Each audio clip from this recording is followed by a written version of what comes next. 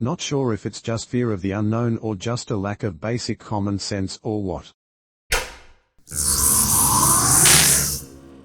5 of the most infuriating opinions from Reddit. Child-free weddings are not nearly as fun as regular weddings.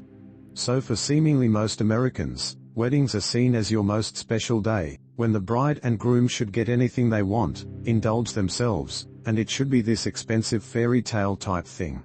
The couple gets to be treated like celebrities or royalty, and they end up focusing on themselves rather than their guests. As a result, it's becoming more common to exclude children from wedding celebrations because they're seen as an inconvenience on a day that should be all about me. I grew up in a Mexican-American culture, so I view things a certain way. And to me, child-free weddings feel empty, off in some way. Personally, I loved going to weddings as a kid. A whole day of hanging out with my cousins, aunts and uncles and other family, running around, and going wild on the dance floor? Hell yeah. Honestly, thinking back, some of my favorite memories as a kid were at weddings. They were basically big family reunions. My wife has a similar fondness. As a kid, seeing the bride was like seeing a real-life princess. And during our own wedding, she made sure to dance with every little girl or boy who wanted to.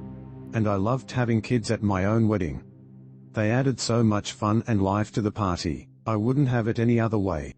Obviously, my opinion is based on my experience. But to me, weddings without kids are just missing something. Somebody replied, I'm half Mexican and half Puerto Rican, so I probably have a pretty similar family dynamic as you do.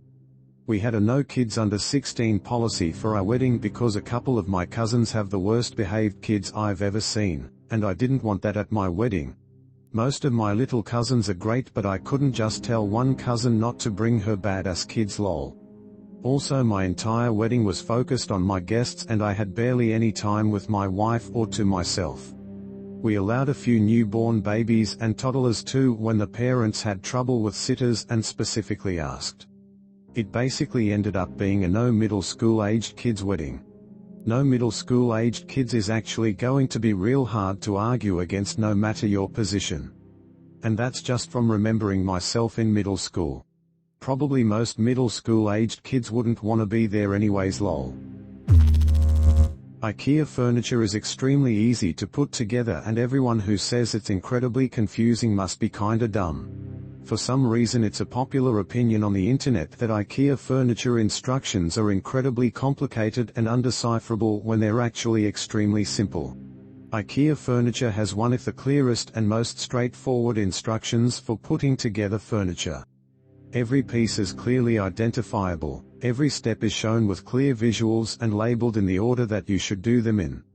They somehow manage to make the visual instructions so good, that they don't need to use any text at all. I don't know how you could be confused by anything, literally just put the pieces together like in the picture and you're done. I've noticed some people just say I'm not handy lol, and would rather pay someone over $100 to come to their house and unclog their sink or whatever than just solve it themselves in 10 minutes. I see this on the homeowners subreddit a lot. I honestly don't know what that phrase means. Not sure if it's just fear of the unknown or just a lack of basic common sense or what. Somebody replied, it's confidence and lack of experience. Plus doing your own fixes if you've never tried before is daunting and scary. If you don't know how anything is actually put together, it seems like a bigger deal than it is. True. A year or two ago, we wanted to replace our entire kitchen sink, which would have cost hundreds if not thousands of dollars in labor. I had a friend that said it would actually be easy and showed me a YouTube video on how to replace a sink. It looked easy. I compared what they were doing to what I had under my sink, all the same stuff was there. I could tell what everything actually was and what went where, so I decided to do it all myself. Other than stressing my fiancé out for a few hours, I got it done. Everything has worked great and I didn't flood the house. Nowadays, I at least attempt to do stuff myself by researching it a bit. A lot of stuff is actually a lot simpler than you think, but some people refuse to learn and would rather pay for the convenience of making it someone else's problem.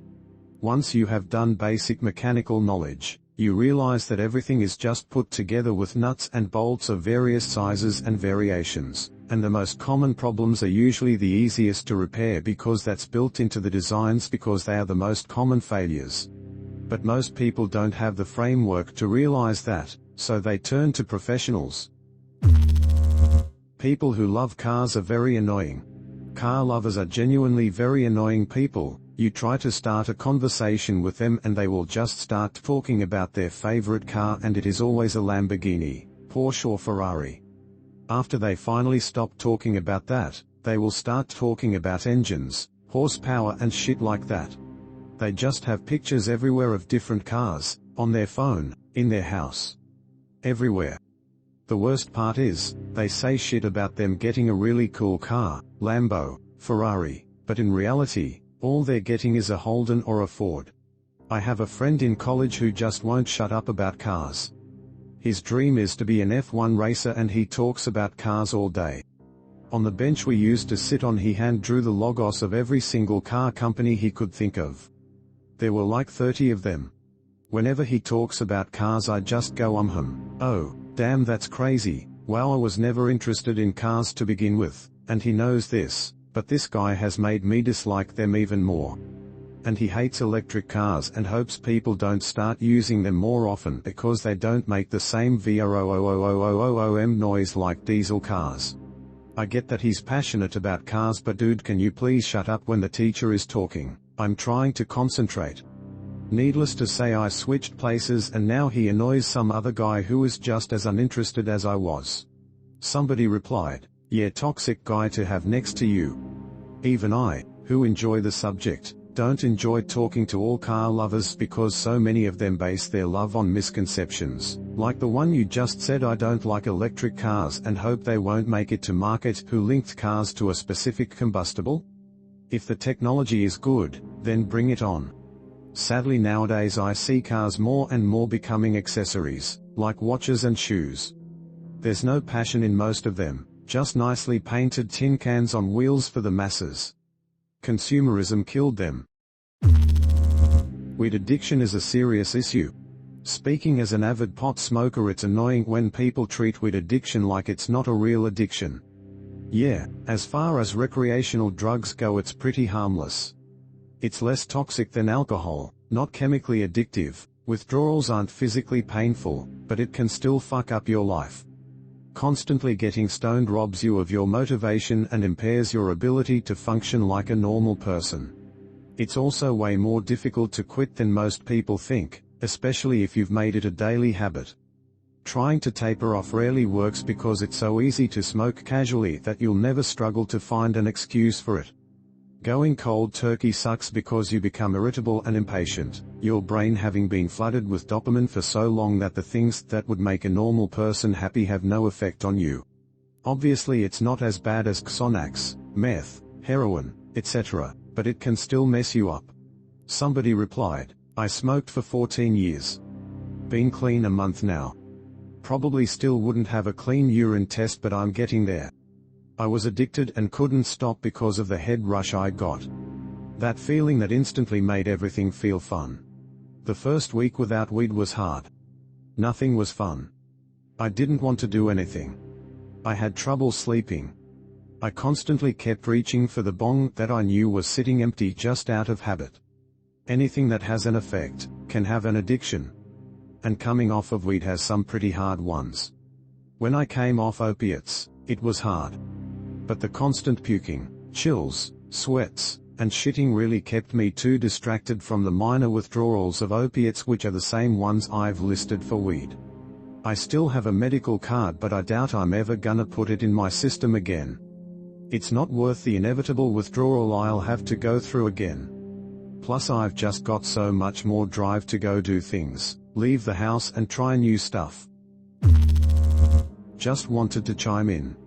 I'm on day 29. 15-year daily smoker. It's been an interesting month. Do you have weed in your living area? It's been strangely easy considering my past. I am currently a few feet away from about a half oz of dispensary weed. I had a moment today where I was sort of talking myself into it. Long weekend, in for the night, and I was playing a game I hadn't played in a while that I would always smoke for, etc. I didn't almost feel better about staying with it longer now that I haven't. Every time I struggle and decide not to, it feels like it's easier just being on the other side. I want to take a drug test to see if I pass, but I think I've cleared it out of my system. Sleep has been great, many more dreams. Do you think these opinions were really unpopular? Want to hear some more? Stay tuned for more.